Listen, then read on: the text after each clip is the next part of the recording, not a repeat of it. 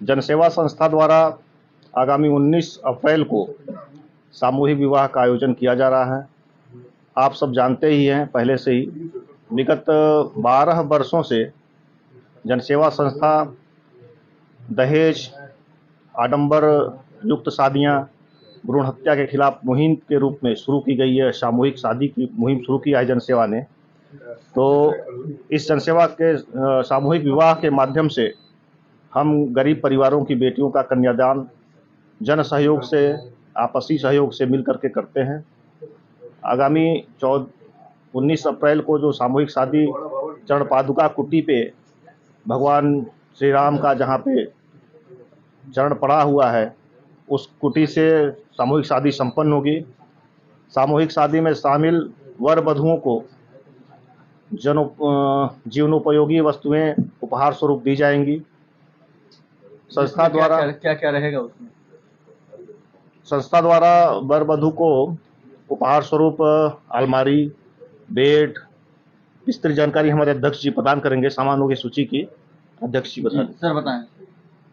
वर वधु को संस्था द्वारा अलमारी, बेड, रजाई, गद्दा, खाजा, लड्डू, सोने चांदी का जेवरात का सामान, मोबाइल, बर्तन सेट, ये पूरी व्यवस्था संस्था द्वारा उपलब्ध कराई जाएगी। जी सर आप कुछ बताएंगे? रजिस्ट्रेशन बाकी सारी चीजें तो सब लोग बता ही चुके हैं। रजिस्ट्रेशन के विषय में रजिस्ट्रेशन मेरे वहाँ हो रहा है, जो पंडित दीनदयाल चौक में अंकित ज्वेलर्स की दुकान पे रजिस्ट्रेशन प्रारंभ हो चुका है, जिसमें लड़का और लड़की के दो आईडी और दो फोटो अनिवार्य है, और दोनों लोगों के तरफ से, दोनों लड़का लड़की की तरफ से कोई गार्जियन, अभिभावक रहना जरूरी है। रजिस्ट्रेशन कितने तारीख से कितने तारीख तक होगा? रजिस्ट्रेशन प्रारंभ हो चुका है, लगभग 10 तारीख तक हम लोग चलाएंगे। इस नाते कि 10 तारीख तक हम रजिस्ट्रेशन समाप्त करते हैं, तो जितनी भी संख्या होती है उस संख्या के हिसाब से हम लोग बेड, अलमारी, गद्दा, रजाई सब बनवाने में भी समय लगता है। इस नाते हम लोग 10 दिन पहले रजिस्ट्रेशन बंद कर देंगे जी। तो लगभग मान के लिए 10 तारीख तक रजिस्ट्रेशन चलेगा जी।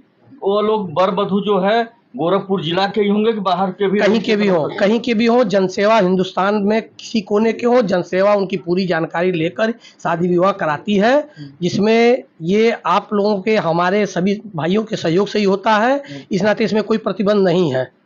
इसमें हिंदू, मुस्लिम, सिख, ईसाई जो भी, हम लोग उनके तरीके से, उनके जाति के हिसाब से उनकी शादी संपन्न कराते हैं। शादी के दिन आने के लिए वर वधु के तरफ के लिए कोई आपकी तरफ से दिशा निर्देश भी है?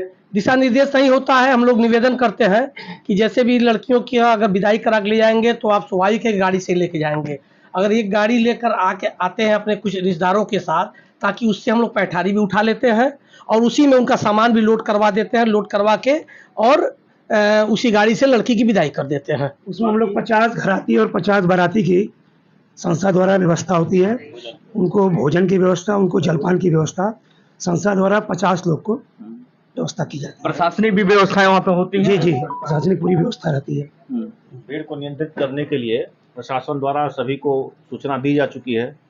यहाँ के एसएसपी महोदय को, कोतवाल महोदय को, सीओ महोदय को, फायर ब्रिगेड को, आकस्मिक चिकित्सा की स्थिति में निपटने के लिए सीएमओ से निवेदन किया गया है कि आकस्मिक चिकित्सा व्यवस्था करा दिया जाए, एम्बुलेंस की व्यवस्था वहाँ पर रहे। सारी व्यवस्थाएं हम लोगों ने व्यवस्था की है कि सब कुछ सुदृढ़ रहे, सुचारू रूप से सब काम चले। इसके लिए हम प्रशासन की मदद मांग रहे हैं। हम जिन विद्यालयों में एनसीसी के छात्र हैं उनसे भी निवेदन कर रहे हैं कि भीड़ और व्यवस्था के नियंत्रण के लिए एनसीसी के छात्र भी हमारा सहयोग करें। हमने इसके लिए सभी प्रबंधकों को भी पत्र भेजा हुआ है। विगत कितने साल से यह कार्यक्रम चल रहा है आप लोगों द्वारा? संस्था का यह कार्यक्रम 2004 से चल रहा है और अब तक हम लोग, हमारा ये 12वां वर्ष है सामूहिक विवाह का, ये 12वां वर्ष है और अब तक हम लोग 2000 से अधिक कन्याओं का कन्यादान कर चुके हैं। ये सारा कुछ सहयोग से ही माध्यम से हुआ है। जी सर, धन्यवाद।